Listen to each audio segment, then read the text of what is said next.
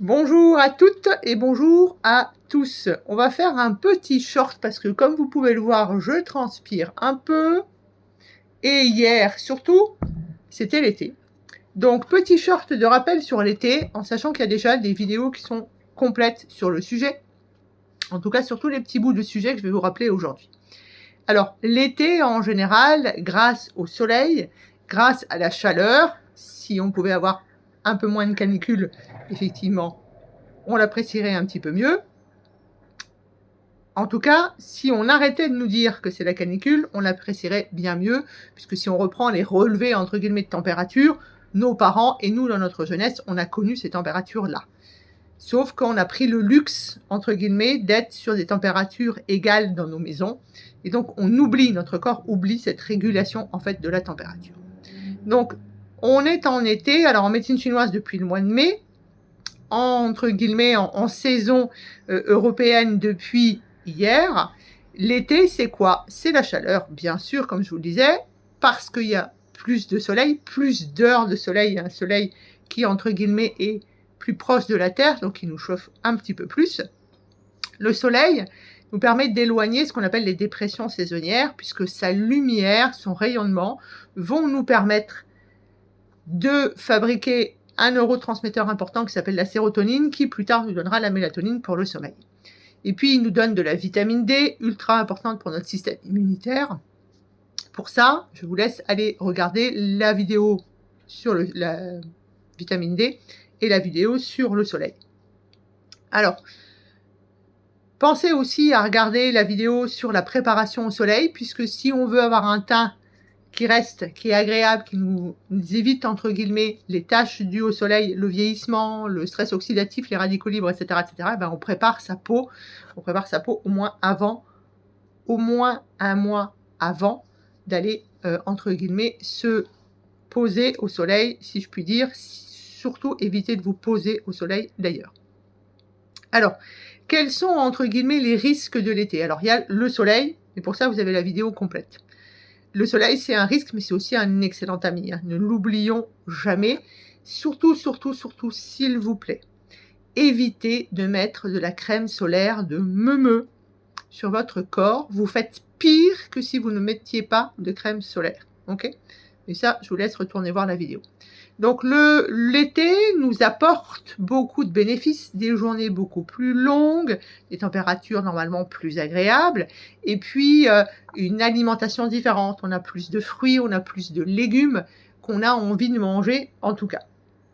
Alors, on va revenir un petit peu là-dessus, parce que en été, on va réussir à trouver plus de maux digestifs, alors que normalement, c'est une période où on est un petit peu plus cool. Tout simplement parce que, justement, avec ces fruits et légumes d'été, et avec plein d'autres choses qui vont arriver derrière, on va avoir tendance à augmenter ce qu'on appelle la flore de fermentation. Je vous rappelle que tout ce qui est fibres, donc fruits et légumes, ça ne se digère que ici dans votre côlon droit, grâce à notre flore de fermentation. C'est nécessaire de manger des fruits et des légumes, bien sûr, c'est pas moi en tant que naturo qui vais vous dire l'inverse. Par contre, la transpiration me fait descendre les lunettes. Si vous avez tendance à ne pas manger beaucoup de fruits et légumes, et que vous partez sur beaucoup de fruits et légumes en très peu de temps, vous allez augmenter votre flore de fermentation. Cela va donner des douleurs, des spasmes, des ballonnements, des paies, bien sûr, mais surtout, vous allez pouvoir déséquilibrer la flore qui est dans le côlon transverse et la flore du côlon gauche, qu'on appelle la flore de putréfaction. Donc, attention à rentrer progressivement un peu plus de fruits et de légumes. Je vous rappelle que les fruits, ça se mange, ça se croque, ça ne se boit pas en jus, sinon c'est que du sucre. Quant aux légumes, qui sont indispensables, bien sûr, on va toujours les manger avec des protéines, animales ou végétales. Et on les mangera aussi toujours avec un tout petit peu de féculents pour éviter justement ce trop-plein de fibres et cette fermentation. Le deuxième piège, entre guillemets, de l'été, c'est que comme il fait chaud, on va avoir tendance à vouloir manger beaucoup de crus. En médecine chinoise, mon prof disait, si c'est froid dans la bouche, c'est déjà trop froid pour ton estomac. Souvenez-vous que l'estomac, c'est un chaudron qui doit toujours être entre guillemets, sous le feu. C'est-à-dire qu'il doit toujours avoir chaud. Donc, lorsque vous amenez trop de cru d'un coup, là aussi, mangez du cru à midi, vous mangez du cru le soir, eh bien, vous allez petit à petit tuer le feu de votre estomac. Et si votre estomac ne marche pas, je vous rappelle que pas de gastrine, pas de cholécystokinine pour la vésicule biliaire, pas de sécrétine et autres hormones pour l'intestin grêle.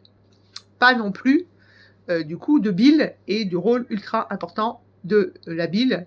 Ça, vous le savez, je vous en ai déjà énormément parlé, système immunitaire, mais aussi digestion de tous les gras. Donc l'idée, c'est de se dire, ok, le midi, il fait un petit peu plus chaud, je vais manger du cru. Pensez à tout ce qui est taboulé. Et le taboulé, on n'est pas obligé de le faire avec de la graine de couscous. Hein. On peut le faire avec du sarrasin, on peut le faire avec du quinoa, on peut le faire avec du chou-fleur, froid d'ailleurs.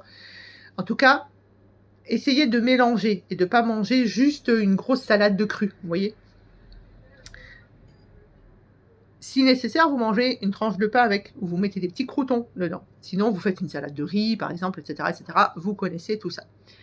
Quand vous mangez du cru, essayez, si possible, d'y mettre des épices. Je ne parle pas d'aromates. Les aromates, c'est la base dans le cru. Les aromates, c'est tout ce qui est basilic, menthe, persil, ail, oignon, etc., etc. Quand je parle d'épices, c'est du gingembre, ça peut être du curcuma, etc., etc. Tout simplement parce que, le cru, c'est très difficile à digérer. C'est super parce que ça vous amène des vitamines, des minéraux, ça n'a pas été cuit, ça amène plein de choses, ça amène vraiment du vivant, comme on dit. Par contre, c'est très long à digérer, ça nous demande énormément de temps à la digestion et ça refroidit votre estomac. Donc, essayez d'amener des épices qui vont aider cette digestion et qui vont remettre du feu dans l'estomac. Et puis, le soir, vous pouvez toujours manger des légumes avec un petit peu de féculents. Pour ceux où c'est indiqué un petit peu de protéines, plutôt des protéines faibles. Et surtout, là, le légume sera cuit. Je ne dis pas qu'il faut forcément manger chaud, d'accord? Mais vous pouvez sortir du frigo quelque chose que vous avez cuit la veille, par exemple, laisser réchauffer à température ambiante et le manger. C'est ce qu'on appelle, entre guillemets, du cru cuit. C'est-à-dire qu'en gros, ça a déjà été cuit, vous ne le réchauffez pas, vous ne mangez pas bouillant et vous n'avez pas cette sensation-là de « il fait chaud et on transpire ». Paradoxalement, lorsqu'on va dans les pays chauds, et c'est ce que j'ai fait très récemment, eh bien, les gens des pays chauds, ils boivent chaud et ils mangent chaud et chaud avec des épices. Tout simplement parce que ça va vous faire transpirer et c'est la transpiration qui permet de réguler la température du corps. Donc vous voyez qu'en France, on ne fait pas tout à fait comme il faudrait faire. En tout cas, moi, je vous mets en garde sur le trop-plein de crudité qui peut vous faire ballonner, qui peut vous mettre en dysbiose importante, voire en SIBO. Faites attention, pensez à bien mastiquer et pensez de nouveau à équilibrer dans la journée pour ne pas être sur du cru. Il y a un autre apport qui peut devenir très froid, c'est celui-là, l'apport de boisson. Moi, je vous dis toujours, essayez de boire. Ok. Maintenant, on a même des rappels, etc., etc., pour boire de manière régulière. On boit en fonction de son poids. On boit, là, on était aussi en fonction de sa transpiration. Et on essaye plutôt de ne pas boire de bulles, notamment pendant le repas. On essaye de ne pas boire froid. L'eau froide, en fait, qui sort du frigo, que vous buvez comme ça, c'est une catastrophe pour votre estomac, bien sûr, mais surtout pour vos intestins. Vous allez avoir des crampes et des spasmes au niveau de l'intestin. C'est juste une horreur. Donc, on boit de manière tempérée. On peut faire, parce que moi, cette gourde, par exemple, elle fait un poêle thermos. Je mets 3-4 glaçons dedans, plus de l'eau à température ambiante. Alors, de l'eau qui est filtrée par un osmoseur chez moi, en tout cas. Et ça me permet d'avoir une eau qui n'est pas froide et qui me donne quand même cette sensation de me désaltérer. Pensez entre guillemets, aux fruits ou au citron ou au gingembre ou aux feuilles de menthe ou aux feuilles d'hibiscus, par exemple aux fleurs d'hibiscus, pardon, pour mettre dans votre eau. Ça va donner un goût à l'eau et ça va vous permettre de boire plus facilement puisque je sais qu'il y a beaucoup de gens qui ont des difficultés à boire. La fleur d'hibiscus, par exemple, en infusion, froide ou chaude, du coup, est excellente pour l'été puisqu'elle facilite la circulation du sang. Je vous la recommande fortement, excusez-moi, je vous la recommande fortement. En plus, c'est joli dans un verre et c'est vraiment très bon. Vous pouvez aussi mettre des baies de goji, entre guillemets, dans votre bouteille d'eau ou dans votre infusion froide. C'est un aliment qui va agir sur tous les chi de tous les différents méridiens du corps, donc c'est très intéressant. Ensuite, en été, on va avoir tendance à décaler nos heures de sommeil. Les journées sont beaucoup plus grandes, on a envie de rester un petit peu plus, entre guillemets, à l'extérieur, chez les amis ou à faire une activité, et on va se coucher plus tard. Et ça, c'est pas forcément une bonne idée. On a envie de se lever plus tôt, ou peut-être qu'on est réveillé plus tôt, justement parce qu'il y a plus de lumière. Là, c'est pareil. On va essayer de trouver l'équilibre pour ne pas trop décaler tout ça. On peut, bien sûr, sortir avec les amis, faire la fête, et notamment il y a la fête de la musique, il va y avoir le 14 juillet, il va y avoir les balles des pompiers, les machins, blablabla, tout ça, les concerts en extérieur, etc., etc. Puis surtout, en été, très souvent, on va plus voir la famille ou les amis, et on a tendance à se coucher un petit peu plus tard. On va quand même garder l'heure habituelle de réveil, et on va se faire une petite sieste. La sieste, c'est la base dans tous les pays méditerranéens, et c'est pas pour rien. Donc après le repas de midi, même si vous bossez, vous allez vous mettre dans votre voiture, vous allez vous mettre entre guillemets dans la salle de pause, vous allez vous mettre dans les toilettes et vous vous posez pendant max 30 minutes. Mais essayez vraiment de réguler ces heures de sommeil pour pas être trop en décalage, parce qu'après ça va être complètement compliqué à la rentrée. Ensuite, en été, on a tendance, entre guillemets, à faire des barbecues, à être avec les copains, à se boire une petite bière, à se boire du rosé. Moi, j'ai des gens, quand je leur dis, vous buvez de l'alcool, non, je bois juste du rosé, combien? Tous les jours, ok, le rosé, c'est de l'alcool, hein, ok. Et puis en plus, c'est du mauvais vin, le rosé. Si vraiment vous avez besoin de boire de l'alcool, buvez plutôt du vin rouge, ok, c'est plus difficile en été, mais c'est le seul qui vous amènera plus de bénéfices que de risques. Donc, attention aux apéros, essayez de prendre plutôt des jus de légumes, prenez plutôt justement des eaux aromatisées. Si vraiment vous voulez boire de l'alcool, buvez plutôt une bière blanche, quelque chose entre guillemets qui est plus léger. Évitez les alcools forts, évitez surtout les répétitions d'alcool tous les jours, parce que ça, le foie, il a horreur, votre estomac aussi d'ailleurs. Dans les apéros qui peuvent durer et qui deviennent justement des apéros dînatoires, essayez toujours de manger un maximum de légumes, pas trop de chips, pas trop de cacahuètes. On peut en manger un peu, on essaye plutôt de faire des petits trucs de tapenade, etc., etc. Il y a aussi là-dessus une vidéo complète sur qu'est-ce qu'on peut manger, entre guillemets, en été. On pense à bien s'hydrater, je vous le disais tout à l'heure, mais quand on boit de l'alcool, encore plus, puisque l'alcool a tendance à nous déshydrater. Donc c'est un verre d'alcool, un verre d'eau au moins. Et si ça pouvait être qu'un verre d'alcool au maximum, ce serait super. Mais je sais qu'en France, on a beaucoup de mal avec l'alcool. C'est vraiment un doudou difficile. Et puis, il y a le fameux barbecue. Okay, donc le barbecue, je ne vais pas dire que je suis pour. Charbon de bois, cancérigène, c'est une goutte supplémentaire dans votre vase sur les risques de cancer, bien sûr, ces fameuses molécules de Maillard, ces traits marrons que vous avez partout. Et puis le barbecue, c'est aussi beaucoup de viande. Il y a encore énormément de gens qui mangent de la viande tous les jours. C'est pas recommandé, on est d'accord, même si je suis absolument pas pour un régime ou l'autre. On mange pas de la viande tous les jours, notamment pas de la viande rouge tous les jours, même si on doit manger des protéines.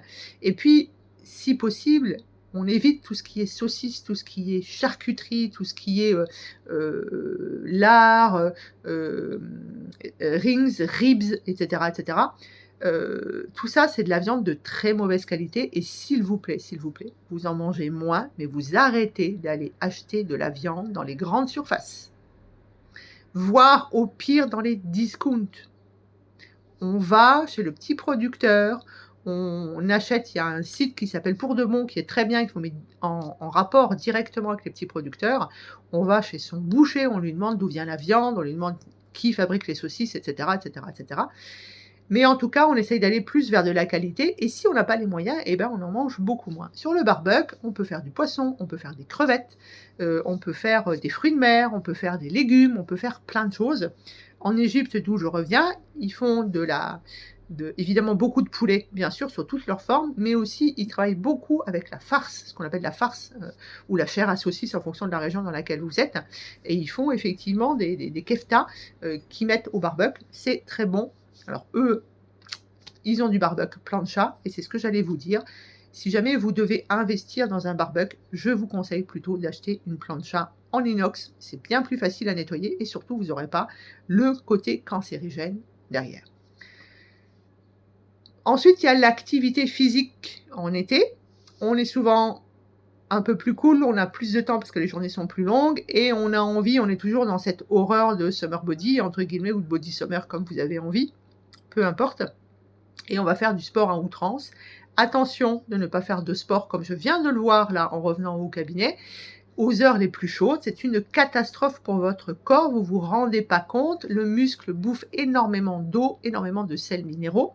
C'est très très très mauvais pour votre corps, surtout qu'il va se battre pour que sa température, qui est une des bases de l'homéostasie et entre guillemets de la zone de survie, pour qu'elle reste dans les 37, 37,5. Okay. Donc on fait plutôt de l'activité physique le matin ou de l'activité physique entre guillemets à la climatisation. En tout cas à la fraîche, voire on change son activité physique. On essaye plutôt d'être dans l'eau de mer, l'océan Atlantique, c'est ce qu'il y a de mieux. En tout cas, les océans, peu importe d'ailleurs, si vous avez de la chance d'aller dans les autres océans, parce que le contact de l'eau, 1, va vous hydrater, 2, va diminuer le poids sur vos articulations, ça vous permet de faire du sport avec moins de conséquences. En tout cas, faites attention, évitez de faire du sport intensif quand il fait chaud, c'est très mauvais pour la santé. Ensuite, on a besoin d'avoir un sommeil réparateur, donc on essaye bien sûr, comme je viens de vous le dire, de garder les mêmes horaires et on essaye d'être à la fraîche. Alors on n'est pas obligé d'être à la clim, hein. On peut faire tout ce qu'on les anciens savaient et tout ce qu'on fait beaucoup dans le sud, c'est-à-dire ouvrir très tôt le matin, refermer très vite, garder les volets fermés. Je vous conseille d'installer des moustiquaires pour ne pas être embêté par les moustiques, c'est la seule chose qui marche vraiment. Vous avez les petits conseils moustiques dans une vidéo qui date il y a quelques années maintenant, qui marche pas mal quand on est à l'extérieur. Et puis, vous pouvez avoir un ventilateur, que ce soit au plafond, que ce soit sur le côté, pas directement sur vous. Et sur ce ventilateur, en fait, devant le ventilateur, vous pouvez mettre un drap que vous avez mis, ou un torchon, entre guillemets, que vous avez mis au congélateur, ou vous pouvez mettre les packs de glace devant, et vous aurez de l'air plus frais, ça vous permettra de vous endormir. Voilà. Donc, pas d'activité fortes qui font augmenter la température avant d'aller se coucher. On essaye de garder bien sûr la lecture, la respiration, les 3 choses positives de la journée, etc., etc., etc. Et puis on pense surtout, comme je vous l'ai dit tout à l'heure, à la sieste. En tout cas, je vous souhaite un bel été. C'est souvent une période beaucoup plus facile pour le moral, pour plein de choses. On perd plus de poids en général en été parce que justement on va manger différemment, on sera moins attiré par les choses plus grasses et plus lourdes.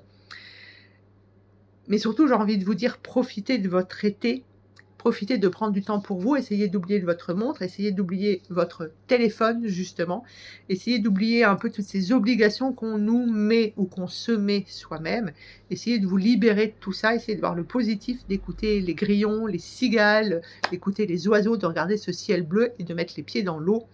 Et si vous n'avez pas tout ça parce que vous êtes à Paris, par exemple, eh ben vous faites des bains de pieds et des bains de mains, ça fait énormément de bien. En tout cas, prenez vraiment soin de vous. C'est la seule priorité dans votre vie lorsque vous avez perdu la santé. Et je sais ce que c'est parce que chaque jour, je reçois des gens qui ont perdu la santé. Eh bien, il faut du temps pour la retrouver. Et pour la retrouver, vous avez besoin de vous arrêter, entre guillemets, de courir. Vous avez besoin d'arrêter d'être dans il me faut de l'argent, si je ne travaille pas, qu'est-ce qui va se passer avec mon mari, et blablabla, blablabla, blablabla, blablabla. Ok ? Donc, en tout cas, l'idée, c'est de prendre soin de vous, profiter de l'été, peut-être pour mettre en place de nouvelles habitudes. Je vous souhaite un excellent été et on se retrouve très prochainement.